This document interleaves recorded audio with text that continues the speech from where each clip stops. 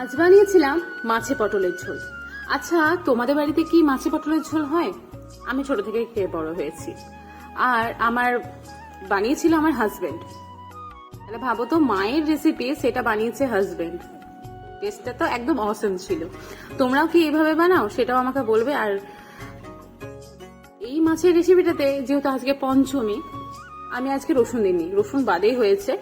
দেখো, প্রথমে মাছগুলো তেলে দিয়ে ভালো করে ভেজে নিয়েছি। আর এখানে বলে রাখি, আমার শ্বশুরের কাছ থেকে শেখা যে মাছ যদি ভাজার পর এরকম উঠে উঠে যায় তাহলে সেই মাছটা খেতে খুব সুস্বাদু হয়। তোমরা কি এই ব্যাপারটা জানতে? তারপর যাই হোক, পটল আলু ভেজে রেখেছি। আর এখানে আলুগুলো না আমি হাফ সেদ্ধ করে রেখেছি। আমার ঝোলের আলুতে হাফ সেদ্ধই ভালো লাগে। তো পটল আলুগুলো আমার ভালো করে ভাজা হয়ে গেছে। এরপর তেলের মধ্যে ওই সেম কড়াইয়ে, অন্য কড়াই নেবার দরকার নেই, সেম কড়াইয়ের মধ্যে 5 ফোড়ন, শুকনো লঙ্কা, আর কেউ যদি মনে করে 5 ফোড়নের বদলে কালো জিরে দেবে সেটাও দিতে পারে। তারপর এখানে কুচনো পেঁয়াজ আমি দিয়ে দিয়েছি। কুচনো পেঁয়াজটাকে ভেজে নেবো, খুব বেশি লাল লাল করে ভাজার দরকার নেই, একটু কালার বদল হলেই হবে।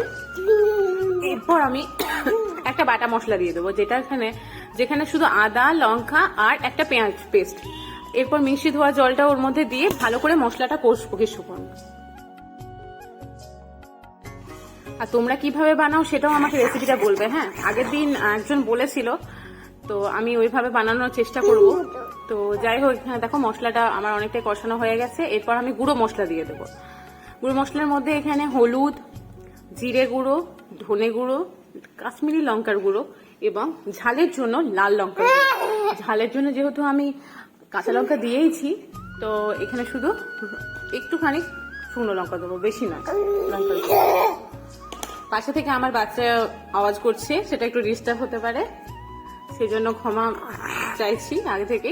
তো মশলাটা একদম জল কমে গেছে, তো তার জন্য একটু জল দিয়ে মশলাটা ভালো করে কষিয়ে নেব। আমি রান্না করলে এখানে হয়তো একটু তেল বেশি দিতাম, কিন্তু আমার হাজবেন্ড তেল কম দিয়েও খুব সুন্দরভাবে রান্না করে। এরপর নুন দিয়ে দেবো এবং 2 চামচ দইয়ের মধ্যে একটুখানি কাসুরি মেথি দিয়ে ভালোভাবে মিশিয়ে তারপর এই মশলার মধ্যে দিয়ে এটাও ভালোভাবে কষিয়ে নেব। কাসুরি মেথি টেস্টটা অনেক সুন্দর করে দেয়। মানে শুধু মাছ নয়, আমি চিকেনের রেসিপিতেও কাসুরি মেথি ইউজ করি। তবে আমার মা কাসুরি মেথি ওইসব দিত না, আর দইও দিত না, সিম্পল ভাবে করতো। এটা আমার বরের ভার্সন বলে একটু ডিফারেন্ট হয়েছে। তো ভাজা পটল আলুগুলো এর মধ্যে দিয়ে কিছুক্ষণ কষবো, বেশিক্ষণ কষার দরকার নেই, একটুখানি কষলেই হবে। এরপর সামান্য জল দিয়েও কিছুক্ষণ নাড়াবো।